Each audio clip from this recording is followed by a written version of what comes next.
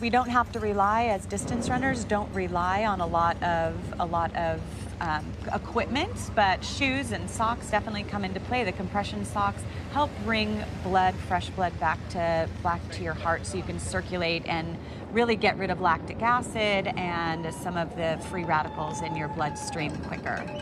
Just kind of protects the muscles a little bit from all that pounding on these roads. José Jiménez Hernandez, 37, out of Costa Rica.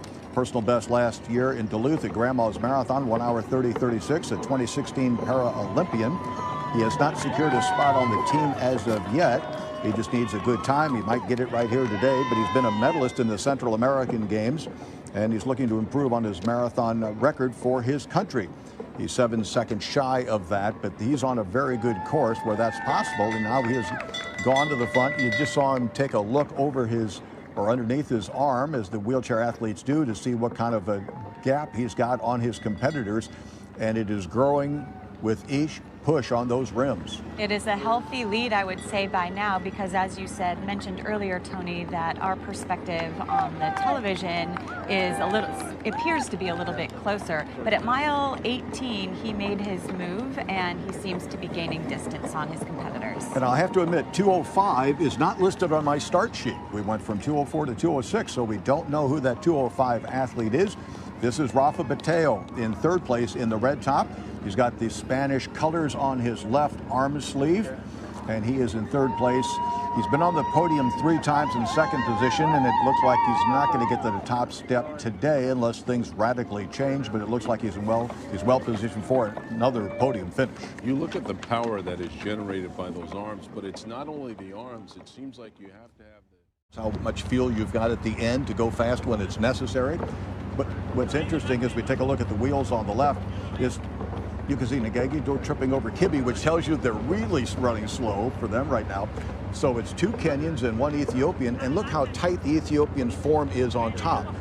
They're going slightly up a hill, but look at how tight her arm carriage is, and that's a very distinctive difference between the Ethiopians and the Kenyans. The Kenyans look like that loping running style, I mean more loosey-goosey, whereas the Ethiopian's very tight, very compact, very efficient form, so that's good fuel management. It's an amazing nuance, Tony, that you can look at that. Maybe I'm wrong. But you know, when you're clipping heels like that, in my mind, if I was out there running with these women, I would say, we've got a whole road here. What are you doing running up onto my heels? So I think getting too close, there's no wind out there this morning, so there's no need to draft. It's just, again, an energy management thing. Maybe they're just trying to feed off each other's positive energy. That's Rafa Botello in the red top, tucked in between our two. These are the Chase Packers from, I think, Hermit Garrick, I believe, is our leader in the pack. There's Rafa. He's trying to encourage his mates. He's been second 3 times on this course, and he's in really fine form right now. And he's trying to encourage one another. The wheelchairs more than the runners because of the nature of their position, the mass they're carrying, and the wind. It's much more, drafting is much more important. It's a huge advantage to be tucked in behind, and so the wheelchairs have a tendency to share the lead. They share the load so that everyone is doing the same amount of work. Save a huge percentage of energy by being able to draft off of your competitors. Well, you know, the 2020 Los Angeles Marathon presented by ASICS is also a chance for nonprofit groups to step up and serve their communities in a different way. Our Megan Henderson is at the start line with the president of Goodwill Industries, Megan.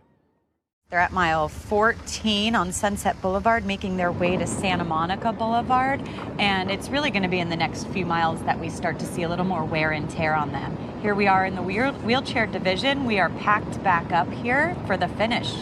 Yep. Mile 25. Mile 25. And we have a duel, huh? José Jiménez from Costa Rica in the lead with Rafa Botello in the red from Spain in second place. He's had that position on the podium in 2013, 2014, and 2016. And he sure would, as they go over the timing bump, he sure would like to get to that top stop. You would like to see him tucked a little bit more right on that backside like you see on NASCAR. That's San Vicente, the beautiful final stretch, where from a runner standpoint, they're going it's not downhill. There's 25, it's a downgrade. And it just, from a running standpoint, perfectly elevates your hips into this perfect, you spin the earth beneath you like on a ribbon. It's just a wonderful feeling of if you got running left in your legs. It does seem like he's trying to get up on him, but Rafael just keeps putting in these little surges to shake him. Yeah, because right, you don't, if the guy's right on your backside, that he's in your slipstream, and just like in the auto racing, he'll go by you because he's saving energy by being in your slipstream. And it's hard to break away on the downhills for wheelchair athletes. It's really hard to do. And Rafa's been here in the past. He's making sure that no one's coming up from the backside to ruin his plan. I think he's in a perfect position right now. Here is their left onto Ocean Avenue. This is a great feeling right here if you're not in the fight for your life. When they turn onto Ocean, there's a mile to go, essentially. And you know that these guys are, international veterans. I mean, they've been all over the world. They've been running Paralympic Games. And Jose knows that Rafa is in the catbird seat right now. And another glance underneath his arm. This is going to be a great finish.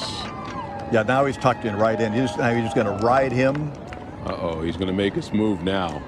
Is it too soon, though? If you go in front, or are you just being a nice guy and say, what are you thinking, to hold hands and finish and together? An exchange of smiles, is that wonderful? A fist bump. I love the humanity here on the streets of LA on this marathon morning. Rafa is such a genuinely well-liked guy by the entire industry and sport.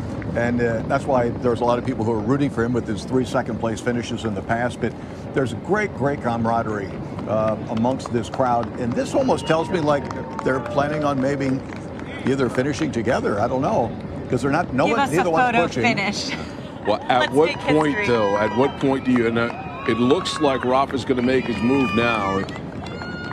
Well, neither one is setting the other guy up. Rafa had Jose set up if he just wanted to stay in behind him and not say a word and just using him. But Rafa is like a real sportsman, and he's come up alongside his compatriot, and they're just going together.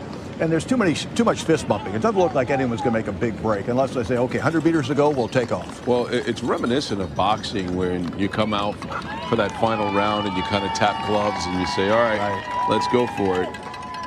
Let's see who's got it. They're going to go side by side and then see if they're just going to be no one's taking advantage of it. Here they go, though. They look like they're pushing a little harder.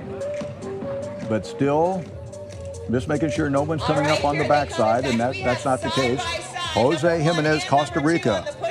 Our first winners here coming to the finish line this morning. Rafa Botello from Spain.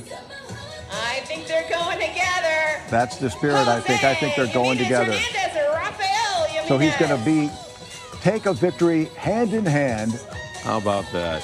I mean, he does cross first. We'll see what the officials do, but the spirit of that day was a tie. What a wonderful way to start the finishing competitions in LA 2020. But wouldn't you pull for Jose? I mean, 3 second-place finishes. Wouldn't you? No, Rafa, you mean Rafa? No, exactly. Rafa, the 3 second-place finishes. And to me, that just shows what a great sportsman he is, because he said, I'm in shape. I think I have a shot today at winning this thing.